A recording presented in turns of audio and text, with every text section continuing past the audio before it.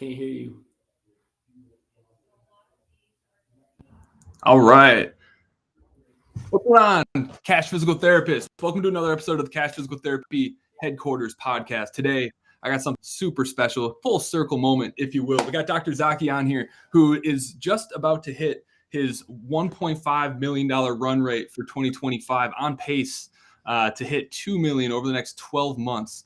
And what's super exciting about this conversation is not only is Zaki one of the coolest guys I've ever met, really cool to talk to, really, really wise. But he was one of the first people that trusted me and put their faith in me to help teach him something about growing their cash practice way back in 2019. And to see where you've gotten to based off like where you began and like the personal development journey you've gone on, where now you're at the place where you're able to mentor and help other physical therapists realize their potential and start to break away some of the walls that were placed up through DPT school is really, really exciting. So today we're going to be talking about everything, Zaki's journey. We're going to talk a little bit about AI. We're going to talk about mindset. We're going to talk a little bit about business modeling, because he does something that is a little unorthodox in the cash physical therapy circles. And it's really, really epic. Maybe we'll get to the point where we can talk a little bit about how you got some of your high profile clientele as well, because I know you got a little bit of a framework in there. So everyone give Doc Zaki some love in the comments. It's going to be a great conversation. Thanks for being here, man. Of course, man. I'm pumped, dude. Yeah. So, I mean, we go back since 2019. Give us a little bit of context into who you are, where you're at, what you do. Yeah, of course. So I'm obviously physical therapist by trade, but I started my cash practice in 2019 after I had graduated PT school in 2015. I did an orthopedic residency, then I did a fellowship and packed my car up from Ohio, drove all the way back down to Vegas where I went to PT school and like just started up my practice. Like, you know, the typical way, gym PT, I rented out space from a big box gym, and it wasn't even a room. It was just like wide open space, and kind of consistently grew from there. But our story is funny because in 2019, this is pre-COVID. Like this is when me and Jordan met on Facebook. This is when Jordan was like just in the beginnings of starting everything. I bet you that was probably like your third or fourth iteration of a business. Dude, no, that was the first coaching program I've ever created. First coaching. Yeah, okay. I attended Funnel Hacking Live, created that program like 2 weeks later. Okay, cool. So it was at that point, dude, that was a baby program. That was like a, hey, let me help you run Facebook ads and get leads. That's all literally all it was. It was nothing on the mindset side. And then I'm sure as you learn more and more how important all the other intangibles are, you built it in. But we started that, and then we kind of grew from there, and went into a different clinic that was a gym with my own room in it. And then I grew and hired physical therapists and got our own space. And now we're in the fourth iteration of our space here in Vegas. It's like a 3,600 square foot clinic. Looks more like a gym than anything else. Now I have myself and 5 other physical therapists working here. Got a massage therapist, a personal trainer, golf coach that works in here. And now I just opened up my second clinic 6 months ago in Michigan. It kind of really, one, because my parents live down there. It gives me an excuse to kind of see my parents a little bit more. It's a really good market down there as well.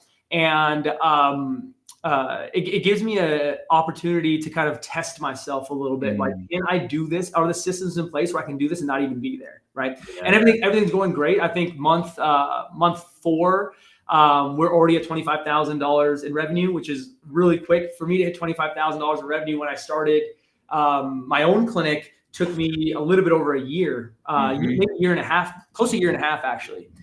So that's going great. And now I just looked at some spaces yesterday for a second Vegas clinic. So hopefully by January, we open up a second Vegas clinic, and now we have the systems and processes. I'm in the process of offloading all my patients. So middle of December, before my third baby boy joins us in January, I should be completely out of the clinical role and really kind of getting into like that CEO side of thing, which is a little tough because the last decade I kind of, dedicated to myself becoming the absolute best, clinical ninja I possibly could. Right. And like that piece of me is kind of like dying a little bit, but we're doing a celebration of life. We're not doing a funeral. Right. So after that part, it's going to get into that CEO level, kind of going to just dive into the worlds of advertising, of marketing, of mindset, how to grow a team, how to really have a strong culture that like attracts A-level players without having to having to chase. I think that's like the biggest thing I found was like, whether it's working with the high profile clients we talked about, chasing never works. You have to attract. You have to attract by becoming more and more like the good qualities you see in the people you want to attract. You have to instill more and more of those in your team and in yourself. And that's kind of led us to where we're at now. So I'm pumped to have this conversation. Yeah, I love it. I thought it gave me an idea of a really, I think, a good discussion to have around like how you actually got here. Because I'm curious, if you started over, brand new practice, clean slate, how long do you think it would take you to get to where you are today? Do you think it'd still take you 6 years? Not a chance. So I guess this depends. Like, are you dropping me like Naked and Afraid on a new city is what we're doing? Or is it like in Vegas? Okay, new city. Yeah. I would say to get here, it would take me less than half the time. I would say like probably closer to 2 years versus 6. Just because a really big thing that had to change realistically was my money mindset. That was holding me back so long when I first started, and I didn't even realize it till probably the last couple of years that it had shifted. Right. Anytime I would hear of something that could potentially help grow me, or potentially help like push me in the right direction, give me the right education, teach me, and I know those skills would be valuable. Right. The first question that used to come to my head is, "Oh, how much does it cost?" Right. And I don't know how much of it was my upbringing, growing up in a Pakistani household, really, not having a ton of money. Maybe that was it. But over time, what that question started becoming was not how much did it cost, but how effective is it? Where will it get you? Right. And I think that's what holds a lot of physical therapists or anybody that wants to develop a skill set back. If your if someone tells you, hey, if you ask somebody for like, hey, help me find someone that builds SEO for my website, and someone gives you a recommendation, the first thing is, oh, how much do they cost? And you don't ask anything about the results, you've already kind of lost.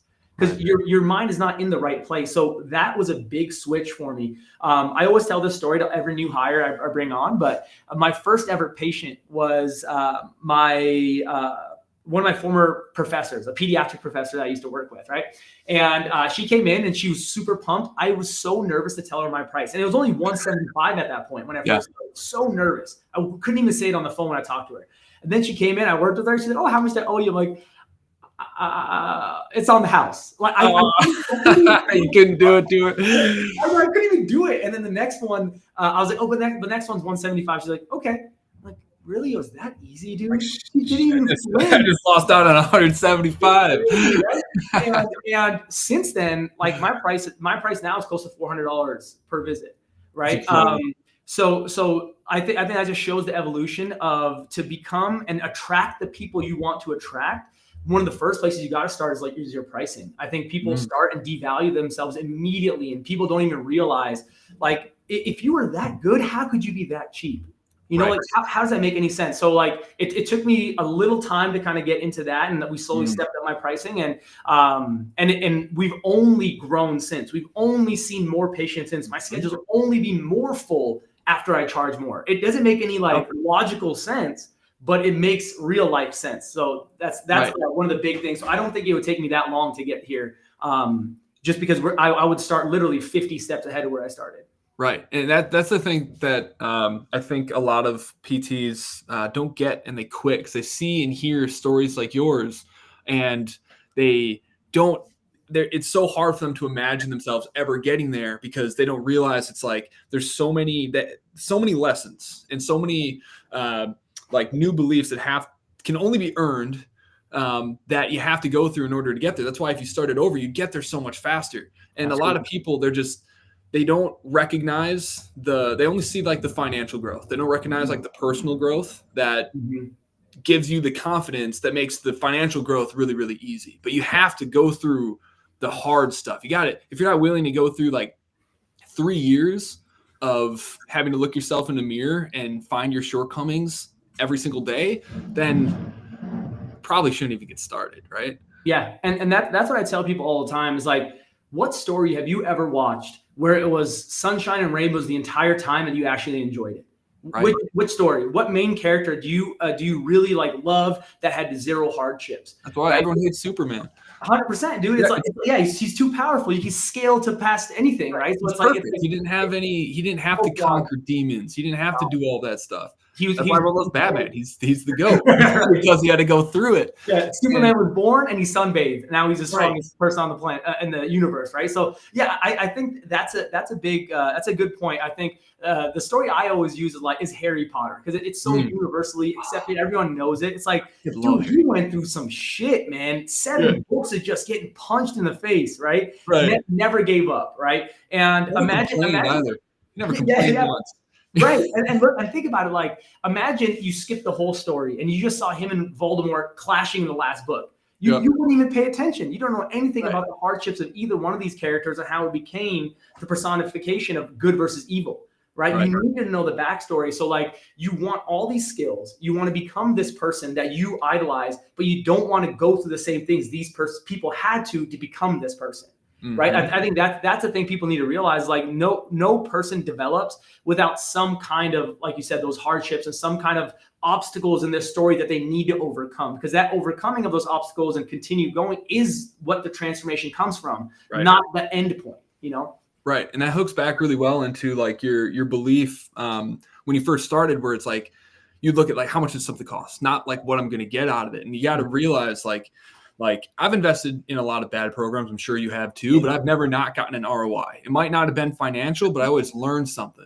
And once you've played enough, once you've taken action despite fear, despite not knowing what's going on, you start to learn. It's like, even if this doesn't work out, I'm coming out ahead because of this internal shift that happened because of this bad experience. So it's like, you got to take the jump knowing that no matter what, everything's happening for you if it doesn't. And what is the lesson that I'm supposed to derive from this to become better, to make the next investment an even better ROI? Absolutely. You know what I mean? The way I kind of visualize it myself is I think about myself like becoming a sharper and sharper weapon through every obstacle I go through, right? And then what happens is I become the ROI. There's I could join the shittiest program on the planet and I'd get an ROI. Because like, I am the ROI. I control if I get an ROI or not the program, not anything else. Like, it's me now, right? And that's the thing is like, even when I train the clinicians, whether I'm mentoring them or whether I hire them in the practice, the first thing I tell them is like, I want you to become a weapon. I'm not trying to turn you into someone that like needs guidance all the time. You are the product. And if you keep seeing yourself as the product, sharpening that sharpening the sword time and time again, there's nothing I can throw at you that'll throw you off. There's nothing I can give you, even if it's new information, that you would look at and be intimidated from, because it's not happening to you. You're happening to you. Were the weapon happening from your point of view. And I think that mindset is really tough to get to sometimes, because you're indoctrinated in your normal like external world, whether it's physical therapy school, your family, your friends, people that are telling you, that's not really that realistic. That's a really big dream. Are you sure you want to go for it? I'm like, dude, if I hear that now, immediate move on from whoever's telling me that. Not listening at all. It's just there's no room for that in people that really want to be successful. No room for that in your life. 100%. Yeah. And that's a big piece of it. Like, everyone is so afraid to take risks because everyone's like original beliefs that come from their parents, from the people we spend the most time with. And the thought of, stepping out of that like community, outside of that circle, is like really, really scary. And that's why it's so important. Like, you have to have people around you that believe in you more than you do to help break out of that. Because if you don't have these external forces helping pull you out of that, you're never going to outgrow your own inner circle. If you look around at your parents, your friends, your immediate circle, and they don't have what it is that you want, then you can't listen to anything that they have to say about what is best for you and your future. Yeah, 100%. And that's the thing is like, when you think about something in the future that you want, and you feel yourself get like anxiety from it, thinking about it, and that causes you to kind of like, hide a little bit from it. It's because you have an unhealthy relationship with uncertainty.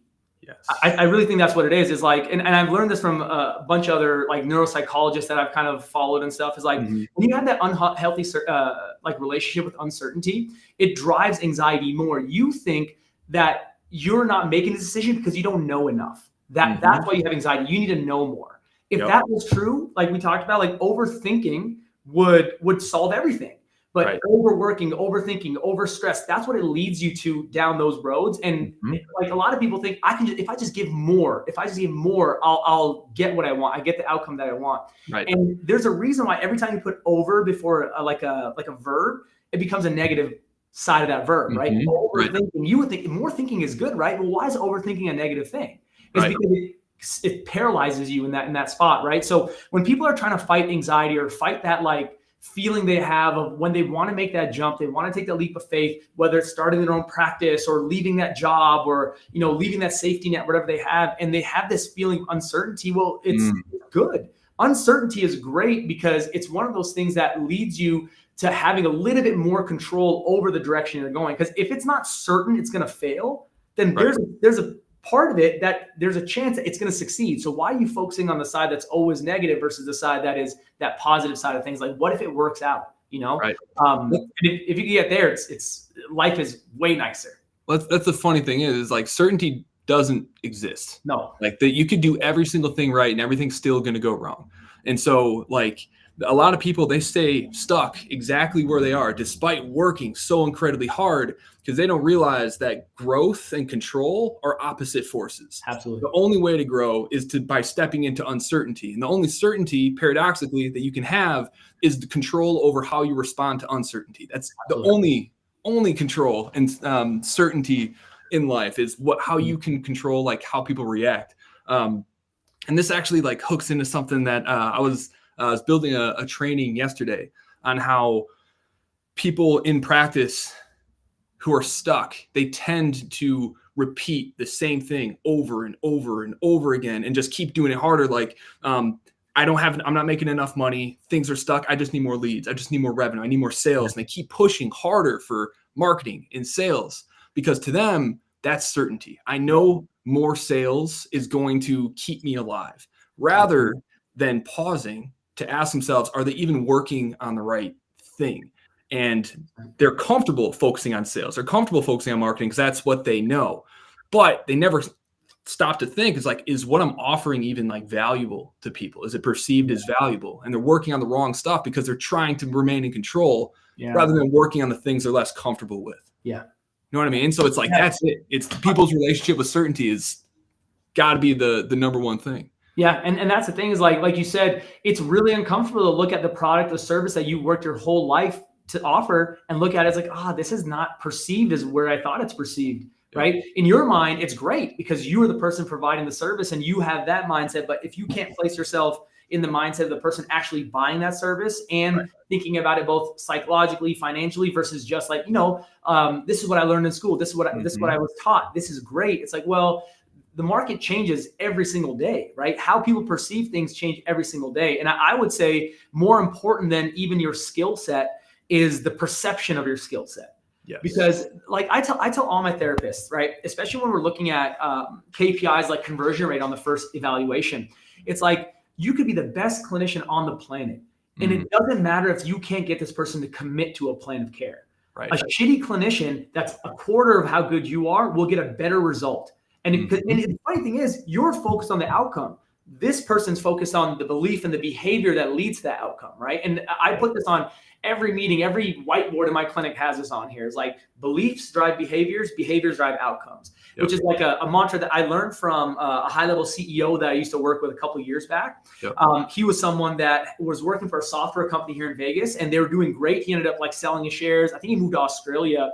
And then they started tanking a little bit. They brought him back and he brought it right back up. I'm like, how did you do that? He's like, honestly, when you become the leader that can really get people to focus on their beliefs versus the outcome, that's when things change. So instead of going in and thinking like, I need to make this sale, I need to convert. It's like the belief you need to have in yourself is I am the best person to help this person at this exact moment. There's nobody else better than me to help this person.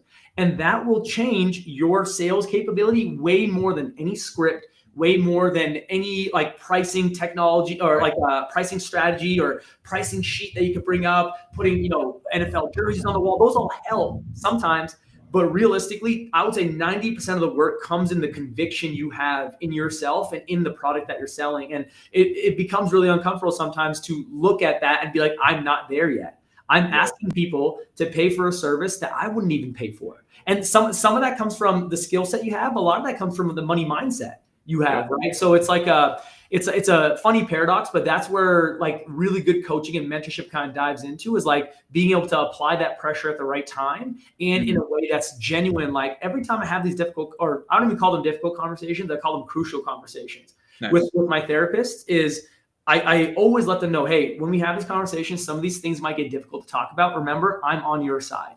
None of this stuff requires defensiveness. I will not be defensive at any feedback you give me. This is all for your growth. Are you ready to dive in? And then that kind of calms them out. Okay, cool. This is all for growth, versus like, I'm trying to sit here and belittle you or tell you your conversion rate's not this or that. It's like, we have those conversations, but all in the mindset of growth together. We're on the same team. Right. And you gotta pre-frame it like that. You're like Ben and I, where it's like, we're direct. 100%. I hate beating around the bush. Like, I just want to tell you what's wrong so we can fix it. But yeah, I love that tee up. Yeah, I think going back to certainty and sales, I think the funny thing is, it's like a lot of people hate sales. They all hate it, and it's because they know that their practice is better than what they came from, because they're doing 60-minute sessions. They're with the doctor of physical therapy. They're doing more performance training to make sure that we're preventing other things from happening. And so that's like what they know. That's the certainty that they have. Yeah. And then they use that same certainty in their sales conversations, rather than the uncertainty of getting into like the emotions and the beliefs of it. And so they still cling to that certainty. And by the very definition of like debating, like by trying to sell based off your credentials, by trying to sell based off like the features and the components of how you do things differently, that is literally a debate. That is you trying to convince them with what you know is what makes you better than other people. That's not what patients care about. They don't care about any of that. No. All they care about is, can you get them the dream outcome they're looking for? And do they believe that you can actually get them there? Does the path that you laid out did they believe that path will actually get them there? They don't care about the features. They don't care about any of that. And so it's so funny because people choose to place certainty in things that are things and never in themselves, right? Because and that's what I try to get them to. I'm like, place that certainty in yourselves and then sprinkle on the certainty you have with how good your system is, and watch how things like thrive, right? And the certainty that we're looking for is, especially in people that I hire, is a certainty that you are the most resourceful person in this room. Right. That's all you really need to be. You don't need to be the best clinician. You don't need to be a fellow of AAOMPT or OCS or this and that. You just need to be resourceful. Because if you're certain that, like, even if you don't know something, that you will work harder than anybody to find that answer, that conviction will carry you a long way. And I think that when people choose to focus on external things, like you said, the one-on-one, the 60 minutes, I'm like, if that worked, every insurance practice would just change to that and make millions and millions and millions of dollars. Right. That's not what people care about. Like you said, people don't give a shit about it. Like, it's great to have, and it is a great system. But if that's your selling point, you're fucked, because nobody is doing that and looking at it and like thinking it's super unique now. Right. Every cash practice is doing that. Even the insurance practices are doing that. How are you selling yourself on your unique ability to help this person on something that's completely not unique? You know what I mean? Right. So it's selling based off of logic, because logically cash physical therapy is better. But by using logic, now you're convincing, and that's why you hate sales. Yeah. I liked what you said about like being the most resourceful person in the room. That the other side of that coin that is absolutely required, that'll also fix people's sales problems, is being insanely curious, asking so many questions, like, like, how long has this been going on? What have you tried? Why do you think those things haven't worked? Okay, well, what made you decide now that you wanted to reach out to this, or reach out and do something about this? Well, okay, what happens if you do nothing about this? Now you're like getting all of the real raw emotions around like why people actually want to do this. And then it's like, great, they just stated the cost of inaction, and now like, okay, well, you ready to do something about it then? Great, scheduled.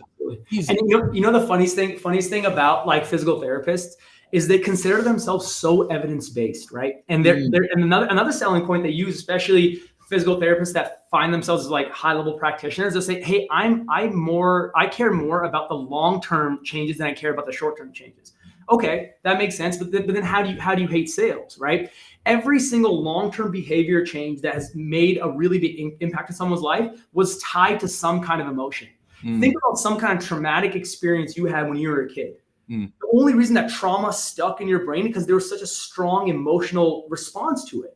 So emotions are really the thing that unlocks the neuroplasticity in the brain to keep that behavior change longer and longer, right? If you ever read the book by Simon Sinek, Start with Why. Start with Why, yeah. That's how we start with everything because we want long-term behavior change, and that's evidence-based, right? So when people look at sales as something that's, like you said, unethical and immoral, I'm like, dude, it's just a way to get long-term behavior change. That's all it is. And I can say this confidently, I love sales. It's transformed my life. Right. Not just by making more money in the clinic, but by being able to understand the process better and better has led me to becoming better at handling every single conversation in my life. Better with conversations with my wife, with my son, with my coworkers, with my employees, with my mom, with my dad, everybody. It's helped me have better conversations because I understand what drives people better. I understand my emotional intelligence a little bit better and have more of a connection with that versus just thinking logically all the time.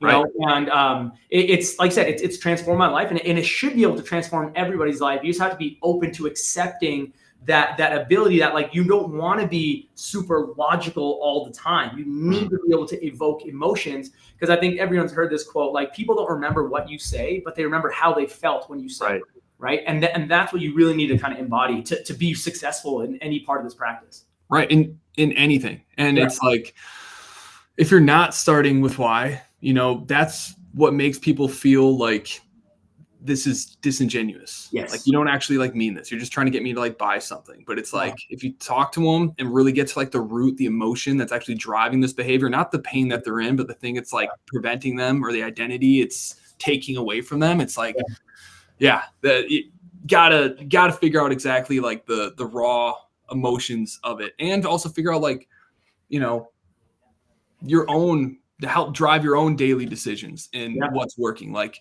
am I choosing to work on this because it's logical, because it's on my to-do list and it's been there for a while? Or do I need to like reflect deeper on, you know, what's actually like going on in the business, my own behaviors, my own habits that cause this repetitive behavior that keeps me stuck here? So it's, logic is obviously like insanely important, but we got to understand like what actually drives decisions. We can break our own bad habits while also gaining the confidence to help other people break their bad habits. I think logic is more important when trying to make data-driven decisions and looking at spreadsheets. Emotions are way more important when you're looking to lead a group of people. And leadership, the funniest thing is like, people always think you need someone else when it comes to leadership. You don't. You first have to lead yourself. Like, are you becoming the person that you want to become? And like, you know, we always talk about those bad leads. Man, like they don't want to work on this. They want the quick fix. They don't want to pay the money for it. We talk about bad leads. Look at yourself. Are you that same person? You know, are you that person that is that bad lead? And like, if you are, if that question you ask when something comes up like price, can I get a payment plan? Can I get this? I'm not going to jump into it. How do you expect different from the clients that are coming in, the leads that are coming in? You can't be that bad client yourself and expect yourself to attract those really high level clients. You can't do it. Right. I think there's actually a pretty good correlation between like bad leads and bad leadership. You know, these people that you're talking to, what are you doing to lead them out of the habits and the patterns that they're in that are keeping them stuck where they are? Absolutely. You know, it's like, it doesn't always have to be over the phone, but like, what sort of education are you providing people through your content, through your emails, that are helping people become the better version of themselves that they need to be to make that smarter choice? And, you know, how many people are you just letting down because you don't want to have these like raw, genuine conversations that are for the prospect? It's not just to make a sale, it's to help them break this pattern that, you know, if they don't break, they're going to be in a tough spot for the rest of their life. Absolutely. And I think it all starts, like you said, from a position of curiosity and a position of caring. You can't tell me you care about me if you're not going to challenge my beliefs on stuff that are clearly harmful, right? That's how all interventions are, right? Like if I had a drinking problem or something else and people come to me and I'm in denial of it and they lock me in a room and say, hey, this is, killing your liver. It's ruining your relationships. Like at the end, I don't think I've heard anybody say like, oh, I can't believe you got me to stop drinking. It's like, oh, thank you so much for applying pressure when it was needed, right? Think about any coach you've ever had in your entire life. Which ones do you remember? The ones that pressured you enough to actually make a transformation, not the ones that just let you do anything else. Cool coach, but he didn't really, progress me anywhere, right? So I think that's where it is, like we talked about, like applying pressure at the right times and being able to sit in genuine caring for someone while you apply pressure. I think is like the thing people think they can't do because they think of them as opposites. They think when I apply pressure, I'm trying to be salesy. I'm trying to be this or that. Well, during the sales process, did you ever lose belief in your service? Like, do you think like that you're selling lemons on a car lot? Like, no, that's not what you're doing. You're still selling the same thing. So you shouldn't lose belief in yourself just because you have to get that behavior change with a little more pressure versus just like everyone just accepting that change right away. Now, that's not how humans work. Right. It's I think because most people are so emotionally attached to the sale, and that's why, because you are. Yeah. If you're doing it purely to get the sale, well, then you're already approaching it from the bad spot in a bad position, and you're right. But if you're doing it as a form of my only responsibility on this call is to figure out what's going on and help this person make the change necessary to get what they want, you win every single time because all you have to do is be true to yourself, ask the hard questions, challenge the beliefs and behaviors that put them there, and then you've done your job. You've shifted the belief, you gave them the information, and it's up to them to make the choice. It's nothing to do with you. Absolutely. And 100%. It's funny because it's that raw honesty and truth that everyone's just craving so much of. So the more that you're like real about it and you're willing to ask questions that you wouldn't be if you're afraid of losing a sale, that's what gets people to want to buy. Yeah. Because you're finally real. And you know what's funny about that too is we tracked it on our conversion rates. Yeah. And we saw when we were real about the objections people had and actually told them why we're going to continue the conversation, our conversion rates went up. So when people used to give us the objection of like, hey, I need to go talk to my spouse about this, I would be, hey, you know what? I'm going to continue this conversation with you. I'll be honest with you. When people say that, I almost never see them again. And I really want to help you with this shoulder issue. So let's break that down a little bit. If you don't mind, I'm going to kind of ask you a couple more questions and then go back into it. People can smell bullshit nowadays from a mile away. Right. Like if you're trying to do every sales trick, quote unquote, in the book to like be like, oh yeah, no, for sure. I'll write you an email that you can send to your spouse. What do you want me to talk about in that email? Do you want me to talk about pricing? And then you can kind of get back in the conversation. Right. That works sometimes, but what we found, especially when we have to see this person, we're not just making the sale and we're getting the money and they're going away. Right. We're making the sale. We're seeing them week after week after week, starting it off with like a genuine conversation of telling them, hey, most people that say that, and I'm not saying it's you, I never see them again. And then I sometimes see them again 6-12 months later with the same issue, even worse. And I hear they got surgeon, and I just can't. I don't sit. That doesn't sit well with me. So I want to sit down and figure out like how do we make sure we get the change that you're looking for, and then continue the conversation. Right. I haven't had a single negative response to that conversation in my career. But people think that when you say things like that and you tell them the truth and you fight back on decisions that have been made, that it's going to create a rift in the relationship, and it's never happened. Right. And I think going back to kind of just like the belief in having these conversations and being unattached, you can ask like the hard questions. Let's jump back over to price a little bit. Like everyone's so afraid to charge their, what it is they actually believe. So why don't you tell us a little bit about your journey, about what you initially charged. And then I want to talk a little bit about like perception and how people understand like what price actually is. Sure. So I started off, I started charging $175 per session, and I only had a 6-session package. That's it. So never had more. I'm like, I'm really good. I can get people better in 6 sessions. False. I couldn't, because that's not really how long it takes to make long-term change. Yeah. And you can get symptoms down for sure. But if I'm looking to transform people, it just wasn't happening. So that's where it started. And then from there, I moved up to $199. I think it had a 6 and a 10 session package at that point. Right. And then from there, we moved up to $249, and then we had an 8 and a 12 session package. And then from $249, moved to $289. Still had a 8 and a 12 session package. And then now I'm at $379, and my therapists are $319. And now we only have 10 and 16 visit packages. And the bigger the packages got, conversion rates either stayed the same or went up. They never went down. Yeah. So like, I think that's the thing people need to understand is like, you're giving them what they need. It's not about trying to win the value or win the pricing model challenge, right? Like where I'm like, oh, I'll sell you the cheapest thing that you can possibly afford. It's like, well, that's not what they need. You need to stay on that. Just if I came in and, you know, I was an oncologist and someone needed a cancer drug and they couldn't afford it, I wouldn't say, oh yeah, you know what, just take some Tylenol.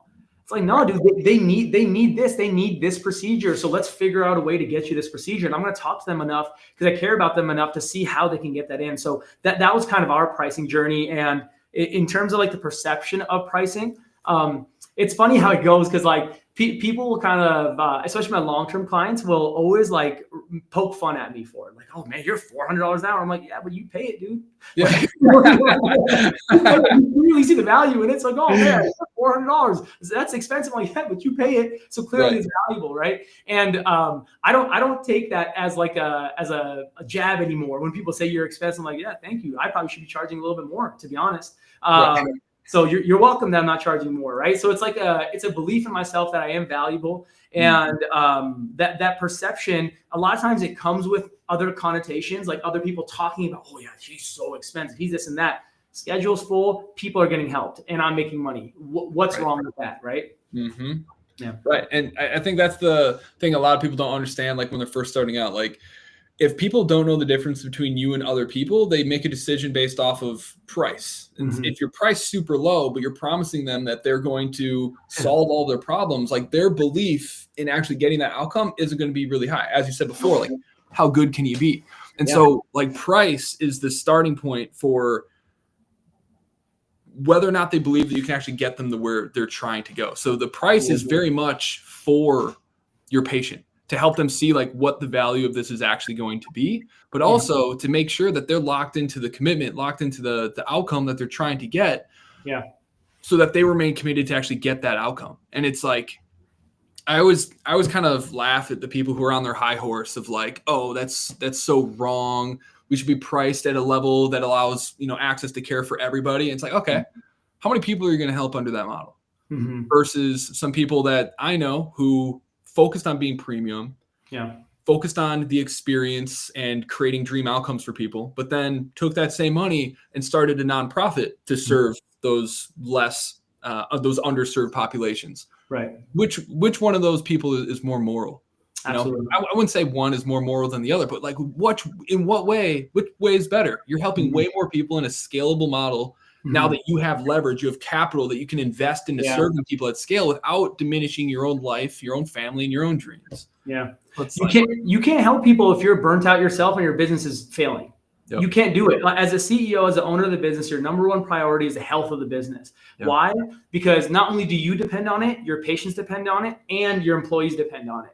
So if you're putting that last, you're putting the financial profitability of your business last, and you're trying to put everything else first, that's not going to scale. You're not going to make the impact you think you are. And you're not as moral as you think you are either. Like you said, I think people like to kind of lean on that moral superiority of charging less. I want more access. I want people to access me better.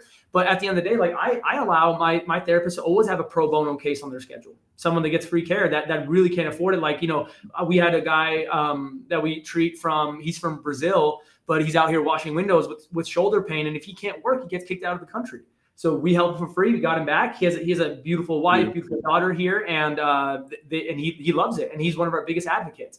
And we would not be able to treat him for free if our profit margins were razor thin, if I wasn't able to hire really high level talent, because our pricing allows us to pay them better and give them a clear path of growth. Like when we hire people, they have a clear path of like, hey, every quarter we have this meeting of a review, and every 6 months we're going to talk about what your raise is going to be. We expect it to be this based on these numbers. Yep. So we literally give people like when they get hired, our physical therapist, like a road to 6 figures.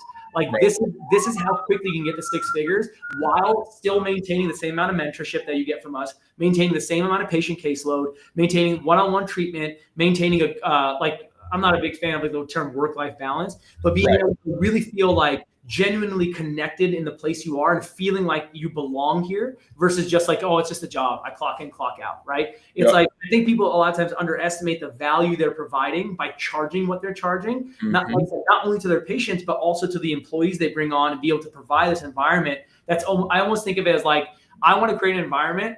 Have you ever watched Rob Dyrdek's Fantasy Factory? Oh yeah. That's what I use. I'm like, there's grown adults running around in foam pits having the time of their lives, but they're all working. Almost everybody in that building end up becoming multimillionaires, right? Whoever we're thinking about. And what I'm thinking, like, why can I not like use that as a culture copy and use that same kind of culture? I want you guys. I love that. You're going for Fantasy Factory. Yeah, I love that so much. Like, I want them to come and I want them to have a blast talking shit to each other. I want them to have a good time. I want to be almost like a barbershop banter back and forth. Yeah.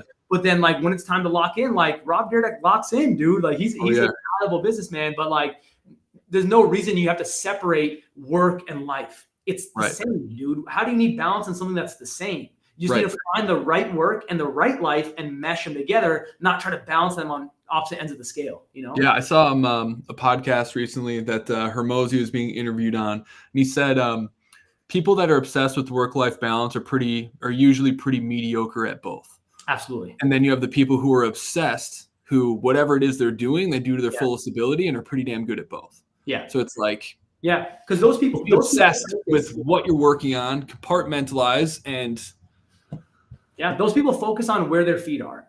Like if I'm at home, I'm at home. If I'm with my son, I'm with my son. If I'm with my wife, I'm with my wife. If I'm at work, I'm at work. That's it. And like I'm where my feet are. So if I am present in the moment and I'm present with what I'm doing and I feel like I'm supposed to be there, I worked hard to be there. It doesn't feel different to me. It's just different places where I am, but not two opposite ends of the spectrum where one is good and one is evil. If you already paint that in your mind, like, oh, can't wait to clock out. Can't wait for the weekend. Can't wait for this. Like you already started on an uphill climb because now like that same energy you're bringing to work, you're giving it to your patients. You're giving it to your employees. You're giving it to everybody around you. And that's not energy I would like to receive if I was a patient. 100%. I want to talk about that a little bit. Obsession, because I truly believe that is a requirement to win in entrepreneurship and in life. Like you have to be like obsessed to get through all the things that you're going to have to go through. So for you during your personal journey, can we break that down? Were we always obsessed, or was it through stacking proof for ourselves and being, I feel like you and I are both the same, where we're obsessed with becoming the absolute best versions of ourselves. That's why we love this game so much. Yeah.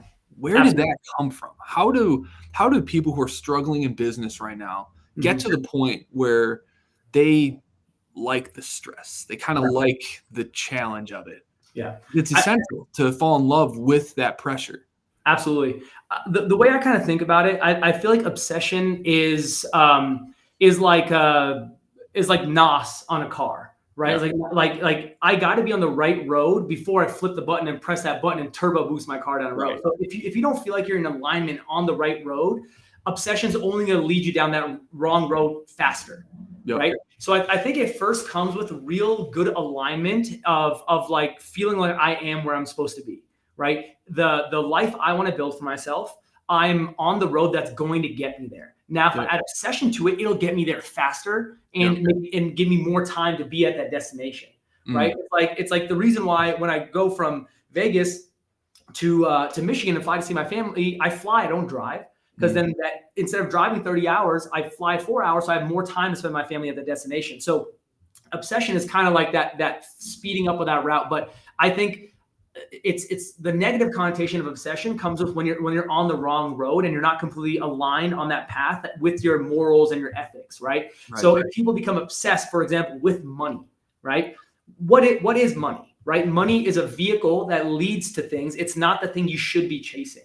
Money is supposed to move. It's supposed to flow. It carries energy, and like trying to hoard it and trying to carry it or like trying to capture it is not going to lead you down the road you want, because then you only become singly focused on the money. Then you add obsession on top of that, you lose friendships, you lose value in other things, and you start valuing the wrong things. But if you obsess over providing the absolute best care to the community around you, it'll lead to money, but also be much more in alignment with why you started on the road in the first place. So you have to add obsession to the right stuff. It has to be the right recipe that you're sprinkling on top of.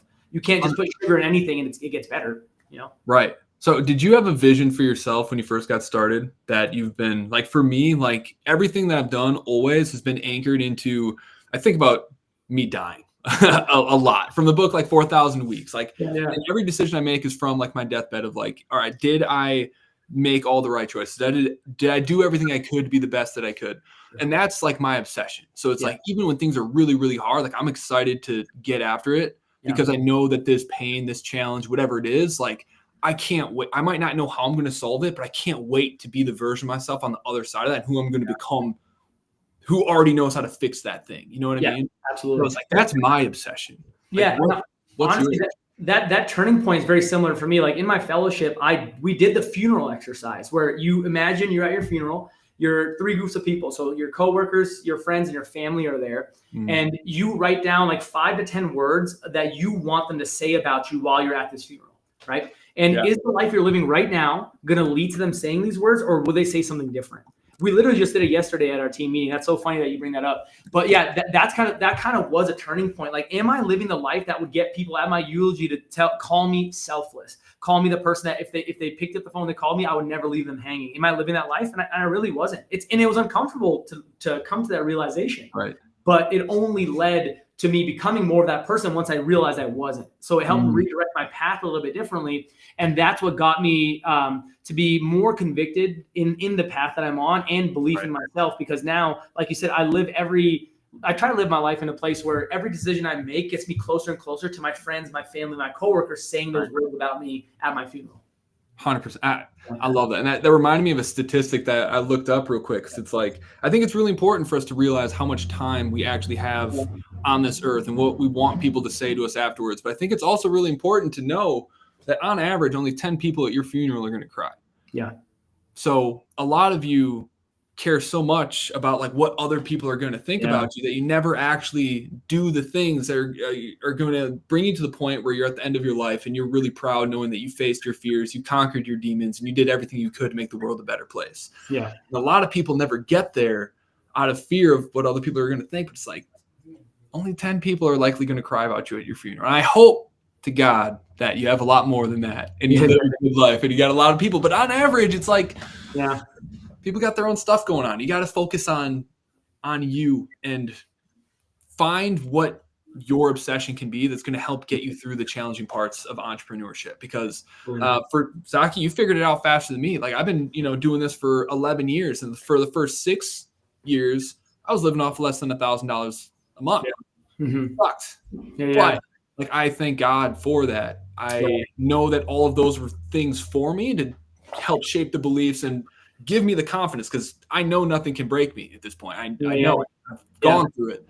Well, that's what they say, right? A slingshot can't shoot you forward until it pulls you back a little bit. Right. So everything that you went through for the first 11 years or however long before you got to that, like, I guess that landmark where you would deem yourself like successful and like, living with the money that you want or the life that you want, every single one of that wasn't just pulling you back. It was loading you up to shoot you forward. Right. And I think that's what people have a hard time kind of visualizing and having a mindset of, is like every back step they think of is just like, it's just a back step because that's where I ended up. It's like, no, this is you being loaded up in the slingshot and being springboarded forward into the life that you want. If you capture the reasons why you're being pulled back, if you look at those as lessons and take those and get an ROI from them versus just looking at them as obstacles and looking at themselves as like a why me victim type situation. Right. People have a really easy time pinpointing like horrible traumatic things or bad things that happened to them in their life and recognizing it's like, no, that was one of the best things that's ever happened to me in hindsight. But when it's happening right now, they have a really hard time appreciating it and being like, I don't know how. I'm not sure what's going to happen next, but I know 5 years, 10 years from now, I'm going to be really fucking glad that this happened. Yeah, absolutely. That happens. I think that happens in everybody's life. It's just human nature that when you're in it, it is amplified. And like when you break up with your first girlfriend, I'm never going to find another person like you're distraught. And then like a couple weeks later, it's like, oh, I'm okay, dude. No, this is actually great. So bad things about that relationship I didn't really like. Right. So it's So it's like when you're in it, that's okay. But sometimes you need to be able to like go to your balcony, right? Look at the dance floor from up above and look at it from a 30,000 foot view versus always being in it, being bumped into people. And like at that point, it's just not, you're not in a good place to make decisions. You need to kind of step back a little bit. Yeah, that's a good point. Yeah. Like that doesn't mean that you should just keep doing what's not working and just like embrace the suck, because they shouldn't suck that long. You should figure out like how to assess things, step away. If you think it's so important that you can't step away, that's a sign that you definitely need to like step away and gain new perspective on the problem. Because most people are just working on the familiar, obvious problems instead of looking at like the lesser, the lesser, deeper problems that are actually causing everything to go wrong. You know, that happens with patients. Yeah, it happens with patients all the time. They've been focusing on the wrong thing when the real problem's somewhere else, the root issue. I mean, sucking only sucks when there's no end, right? Like a wall sit, it sucks, but I know it's only 30 to 60 seconds I'm going to have it for. I'm going to burn. My legs are going to burn. Everything's going to be bad. But if I did a wall sit and I didn't know when it was going to end, I might stop in 25 seconds and just be like, oh, I can't do it, right? But if you gave me something to go towards, then I'll embrace that suck a little bit longer because I know I'll come out the other end and I know that finish line. So I think establishing for yourself like landmarks and things to kind of work towards is extremely important. Right. And I know we're coming up on time here. You got a hard stop soon? Yeah, I got like 6 more minutes. I got to go over to I joined a golf club and I got a tournament coming up. Sick. All right, we're going to rapid fire some stuff. But right now, for those of you who are listening to this podcast, I want you to know that if you are in a really tight spot right now, nothing's working, you're working your face off, you're pushing really, really hard, and nothing seems to be working, I want you to know that I'm excited for you. Mm-hmm. And do not give up.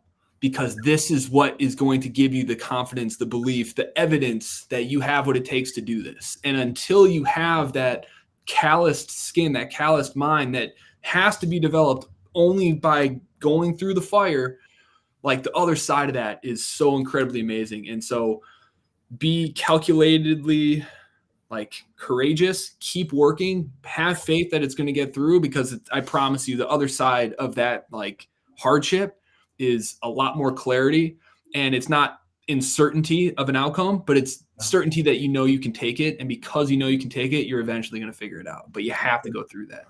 Yeah. 100% agree. Cool. Let's rapid fire real quick. Cool. What would you say biggest lesson or the tactically, like what's working the best for you right now that other practice owners should be paying attention to? Tactically and strategy wise, I would say consistently and constantly re-engaging past patients and past clients. I think that's the biggest thing, whether it's a quick checkup, whether it's a birthday text, whether it's a, hey, happy birthday to your son, or congratulations on this, whatever it is. That has made us like a pillar in this community much faster than I thought it would, and consistently generates a higher lifetime value for patients because you can continue helping them because you always say top of mind, gain more referrals from them, and it just leads to better business. What's the cadence look like on that? Is this something you automate, or is this something an admin's taking responsibility for? So admins take a lot of responsibility for that, but cadence for us on past patient re-engagement is at least once a month.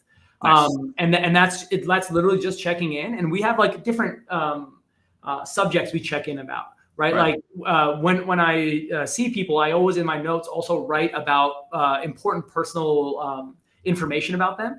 So I can make sure I cater those re-engagements a little bit more personally versus just like, oh, how you doing? It's like, hey, how's the kids? How was this hockey game? You know, is everything going good? Hey, I know you and your wife just had an anniversary. Did you guys go out to dinner? Whatever, things like that. It's not even checking up on a shoulder, on a knee, on a back. It's just re-engaging, because the vibe we try to create is like, we're your physical therapist next door. Like, you need a cup of sugar, come ask us. You can borrow a cup of sugar. You need shoulder pain advice, we're here for that too, right? But we're approachable, and we're there for you. We're your next door neighbor. We're not some medical office that you're going to kind of wait in the lobby for an hour before you get this stern doctor that thinks he's better than you. Like, so that's the vibe we're trying to create, and that just only adds to it. Right. Love isn't scalable, but it grows your business pretty damn well if you can be consistent with it. Absolutely. Right. I love that.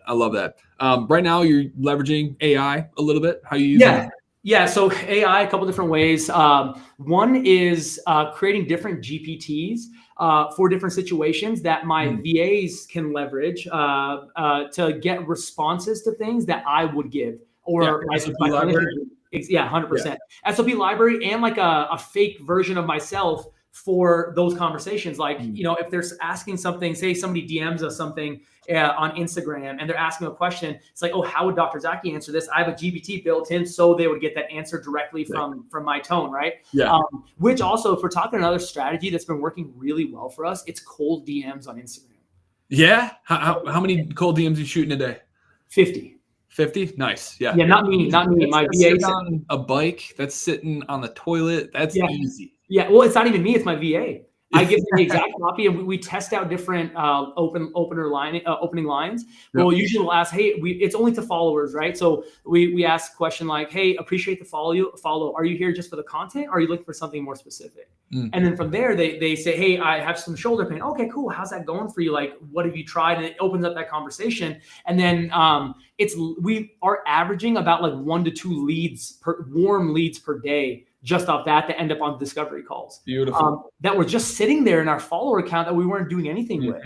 So, and it takes the VA probably 50 to 60 minutes a day to kind of write those out, and maybe another half hour to follow up on those conversations. So let's say 2 hours a day, right? The VA, because they work in the Philippines, we're paying them anywhere from like $4 to $6 an hour. So that's one lead for every 10 to 12 bucks. Right. And they're warm leads. People have already raised their hand and said, hey, we like what you're doing, because they followed us. They don't click the follow button by accident. So they already raised their hand. They're already top of funnel. We're just moving them down that funnel faster and not letting them escape that funnel when they have the chance to. So it's been working great. Like, the ROI has been amazing. I love it. And if you ever want, ManyChat just released a new feature. ManyChat, it's basically an automated campaign workflow for DMs and Instagram. But they created an automation so that as soon as someone follows, you're able to send them a text or a message. And then Conversation AI and GHL automatically can sync up with that too. And 100%. I know your VA is great, so we don't want to replace it. But that's something that we're using within our accounts. It's working really well as well. So if you want to check it out. 100%. We will. Cool. Dude, thank you so much for joining. You're one of the few people that I know I can just talk to forever. If we just had it like a campfire, we would get deep. I love it. So thank you so much for being here. Sharing your wisdom.